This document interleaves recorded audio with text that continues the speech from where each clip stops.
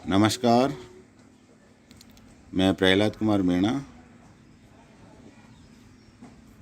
Associate professor political science, BSR government arts college Alwar.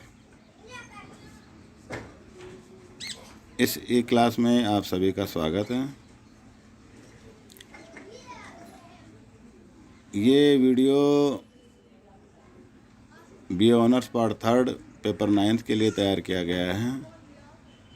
इससे पहले के वीडियो में हमने अरस्तु के दास्ता संबंधी विचारों का औचित्य था, उसके संदर्भ में चर्चा की थी कि दास्ता का औचित्य क्या है, आधार क्या है और क्यों दास्ता ज़रूरी है, और उसके बाद दासों के प्रति स्वामी का क्या रवैया हो या दासों के प्रति व्यवहार कैसा हो, उसके बारे में चर्चा की थी।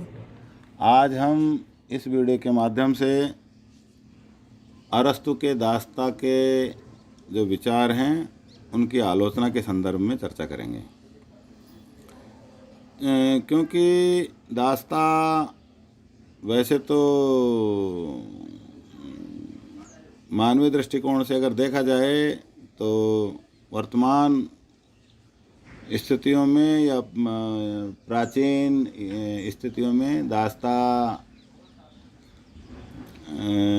का जो विचार अरस्तु ने दिया है वो किसी भी तरह से उसको प्रासंगिक नहीं बताया जा सकता या न ठहराया जा सकता है। और उसी संदर्भ में कुछ विचारकों ने अरस्तु के दास्ता संबंधी विचारों की आलोचना की है। अरस्तु के संपूर्ण राजनीतिक चिंतन में उसके दास्ता संबंधी विचार ही ऐसे हैं जिन्हें त्याज या त्यागने योग्य कहा जा सकता है। आलोचकों ने इन्हें अमानवीय, संकीर्ण, क्रूर, यूनानी पूर्वाग्रहों से युक्त की संज्ञा दी है। ये न तो तर्कसंगत हैं, न वैज्ञानिक, न परोपकारी और न ही कल्याणकारी हैं। यह सिद्धांत समानता व स्वतंत्रता के वर्तमान कालीन सिद्धांतों के प्रतिकूल हैं। यहाँ अरस्तु दार्शनिक की भांति नहीं, यूनानी की भांति व्यवहार करता है। यूनानी की भांति व्यवहार करने का अर्थ हुआ कि यूनानियों में जातिगत अहंकार था, उसको दर्शाने की बात भी आलोचकों ने कही है। अतः उनके इस सिद्धांत की आलोचना निम्न प्रकार से निम्न आधारों पर की जाती है। पहला जो आलोचना का आधार है वो है शारीरिक व मानसिक रचना का भेद निराधार है। अरस्तु ने अपने दास्ता संबंधी विचार या उनके औचित्य के संदर्भ में जो बात कही है वो ये है कि दास्ता प्राकृतिक है और मानसिक और शारीरिक रूप से कमज़ोर या विकृत लोगों को दास बनाया जाना चाहिए या वो दास बनने योग्य ही होते हैं प्राकृतिक रूप से। इस संदर्भ में अरस्तु के अनुसार स्वामी की बौद्धिक क्षमता व सेवकों की शारीरिक क्षमता ही उन्हें स्वामी व सेवक बनाती है। इस अंतर का कोई आधार नहीं है। इतिहास में ऐसे अनेक उदाहरण हैं जहाँ शारीरिक शक्ति के आधार पर ही शासक बने हैं। तो पहली जो आलोचना है वो ये इस प्रकार है कि शारीरिक व मानसिक रचना का भेद या अंतर निराधार है। दूसरा जो आधार आलोचना का है, दास्ता का विचार समाज में विभाजन के लिए उत्तरदायी है। क्योंकि एक तरफ स्वामी और एक तरफ दास, तो समाज दो वर्गों में बट जाएगा या समाज का विघटन हो जाएगा, जो समाज के लिए, राज्य के लिए शुभकारी या उपयोगी नहीं है, लाभदायक नहीं है। वो समाज के विघटन का कार्य करता है। अरस्तु दास्ता के सिद्धांत में समाज को स्वामी और दासों में विभाजित करता है। जो धनी, साधन संपन्न, वह दूसरी तरफ साधनहीन होगा, जिससे समाज में संघर्ष, असंतोष, अशांति उत्पन्न होगी। इस संबंध में प्रोफेसर रास ने कहा है कि अरस्तु के विचारों को में अरस्तु के विचारों में संतुलन नहीं है। मानव जाति को कुल्हाड़ी से दो भागों में काट डालता है। इसलिए समाज को दो भागों में बांटकर समाज का विघटन करना, स्वामी और दास के रूप में जो दो भाग बताए हैं अरस्तु ने, उससे समाज में असंतुलन, अशांति, संघर्ष, असंतोष आदि उत्पन्न होगा और समाज दो भागों में बट जाएगा। तीसरी आलोचना का आधार यह है कि परस्पर विरोधी विचार।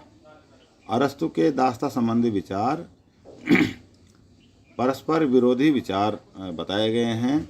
अरस्तु एक तरफ दासों में बौद्धिक व नैतिक गुणों के अभाव की बात करता है और उन्हें नागरिकता देने का समर्थन भी करता है।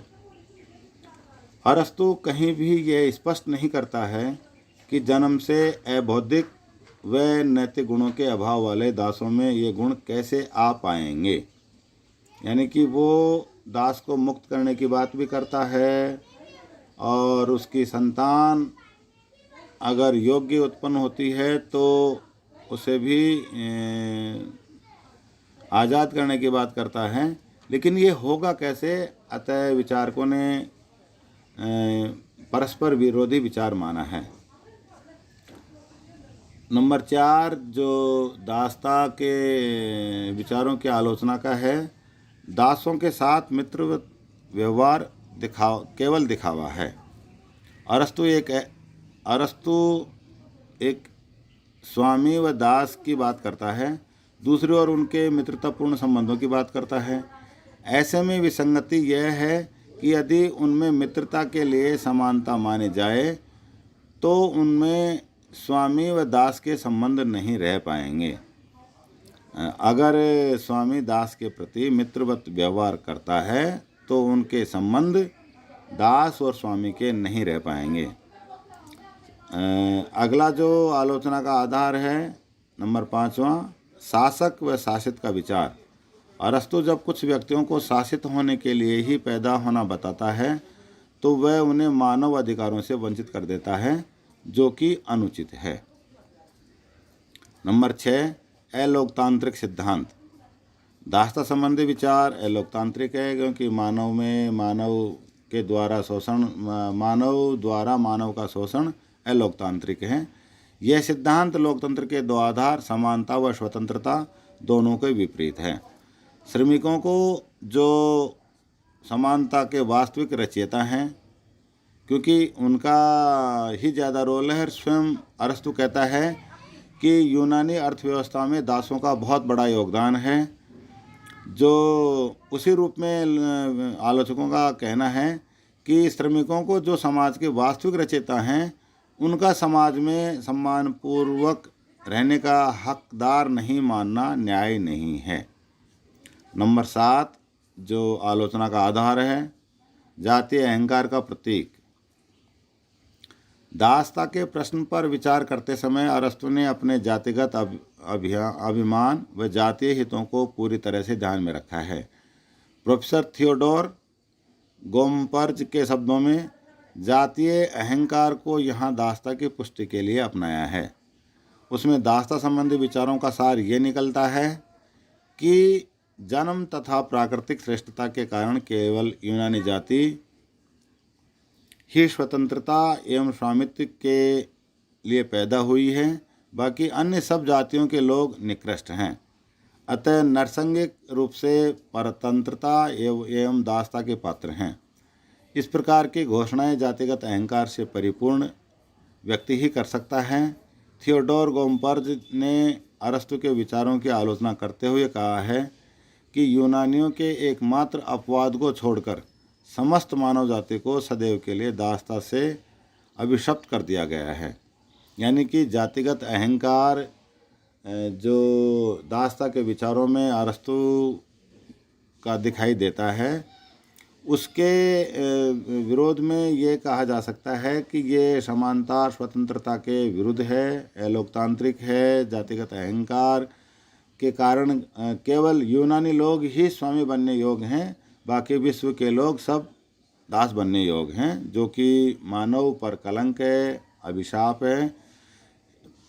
ये भी एक आलोचना का आधार विचारकों ने दिया है। नंबर 8 जो आलोचना का आधार बताया है वो है अव्यवहारिक विचार। यदि अरस्तु का यह कथन स्वीकार भी कर लिया जाए कि दासता एवं स्वामित्व के तत्व व्यक्तियों में जन्मजात हैं, तो ये व्यवहारिक कठिनाइयाँ सामने आएंगी कि यह निश्चित किस प्रकार किया जाए कि कौन कौन से व्यक्ति प्राकृतिक रूप से दासता के तत्व के साथ पैदा हुए हैं एवं किनमें संभवतः ही स्वामित्व के गुण विद्यमान हैं। अरस्तु हमें प्राकृतिक दास एवं स्वामी के चयन की कोई सफल विधि नहीं दे पाए हैं। इस कारण भी अरस्तु के दासता संबंधी विचारों की आलोचना की गई है कि प्राकृतिक रूप से कौन बुद्धिमान है और कौन बुद्धिहीन है, इसको सिद्ध करने का या इसके चयन की प्रक्रिया का कोई विज्ञान या इसका कोई नियम अरस्तु नहीं बता पाए हैं। इस कारण भी इसकी आलोचना की गई है। अगली आलोचना का आधार अवैज्ञानिक सिद्धांत माना है। आलोचकों का कहना है कि राजनीति शास्त्र को विज्ञान का स्वरूप देने वाले अरस्तु ने दास प्रथा को उचित घोषित कर विज्ञान के उज्ज्वल मस्तिष्क पर एक कालिक पोत दी है। अरस्तु यह मानता है कि कुछ व्यक्ति जन्मजात ही मूढ़ होते हैं या मूर्ख होते हैं, परंतु वह इस वैज्ञानिक तथ्य की अवहेलना करता है कि अच्छे व्यवहार, उचित परिस्थितियाँ तथा सही शिक्षा से उस मूर्ख या मूढ़ व्यक्ति को भी बुद्धिमान बनाया जा सकता है। तो ये विचार अवैज्ञानिक है कि जो जन्मजात, अगर ये मान भी लिया जाए कि कोई व्यक्ति जन्मजात प्राकृतिक रूप से बुद्धिहीन या निकृष्ट है, तो वो अच्छी शिक्षा, अच्छे व्यवहार और उचित परिस्थितियाँ के बाद उसको बुद्धिमान और अच्छा व्यक्ति बनाया जा सकता है। और जो अंतिम आलोचना का आधार विद्वानों ने बताया है वो है अवैज्ञानिक सिद्धांत, अमनोवैज्ञानिक सिद्धांत।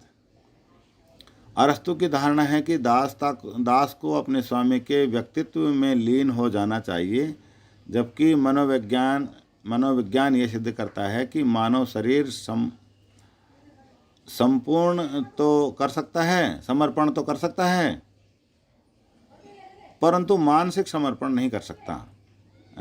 अमनोवैज्ञानिक सिद्धांत के संदर्भ में आलोचकों का कहना है कि अरस्तु की धारणा है कि दासता को अपने स्वामी के व्यक्तित्व में लीन हो जाना चाहिए, यानी कि वो पूरी तरह उसके लिए समर्पित हो जाए, जबकि मनोविज्ञान यह सिद्ध करता है कि मानव शरीर समर्पण तो कर सकता है, परंतु मानसिक समर्पण नहीं कर पाता या नहीं कर सकता। प्रत्येक व्यक्ति की चाहे वह दास ही हो, मनुष्य होने के नाते अपनी इच्छाएं, भावनाएं और अनुभूतियां होती हैं जिन्हें वह त्याग नहीं सकता। इस प्रकार ये अरस्तु के दासता संबंधी विचारों की आलोचना विद्वानों द्वारा की गई हैं। दासता संबंधी विचारों के निष्कर्ष रूप में हम कह सकते हैं, संक्षेप में ये कहा जा सकता है कि दासता विषयक अरस्तु के विचार अत्यंत अवैज्ञानिक, असंगत और मानवता विरोधी हैं। ईबस्टीन ने लिखा है कि उसकी दासता संबंधी स्वीकृति यह सिद्ध करती है कि किस प्रकार एक बुद्धिमान और महान दार्शनिक, जिसको कि राजनीतिक विज्ञान का जनक कहा जाता है, अपने समय की संस्थाओं का और उन पक्षपातों का बंदी होता है जो उन संस्थाओं को तर्क द्वारा औचित्यपूर्ण बतलाती हैं। मैक्सी ने तो दासता के विचारों के विवरण के कारण अरस्तु की पुस्तक पॉलिटिक्स को अवैध घोषित करने की सिफारिश की है। अरस्तु की समस्त विचारधारा हमें दुराग्रहपूर्ण एवं जातीय अहंकार से ओतप्रोत होने के अलावा अन्य किसी प्रकार से उचित नज़र नहीं आती। मैक्विलेन के शब्दों में, यदि हम इस सिद्धांत का जीवन के तथ्यों या स्वयं अरस्तु के तर्कों के आधार पर मूल्यांकन करें तो इसका पूर्ण निस्तारण स्पष्ट हो जाता है। आज विश्व मानवता में समानता का सिद्धांत को लेकर आगे बढ़ रहा है। ऐसे में अरस्तु के विचार उसके लिए कोई मार्गदर्शक नहीं दे सकते हैं। ये दास्ता संबंधी विचारों की आलोचना के संदर्भ में इस ई क्लास में हमने जाना, और दास्ता संबंधी विचार जो थे उनके संदर्भ में ये दास्ता संबंधी विचार समाप्त हुए। अगले वीडियो में हम नए टॉपिक के साथ पुनः विचार करेंगे। तब तक के लिए धन्यवाद। घर में रहें, सुरक्षित रहें।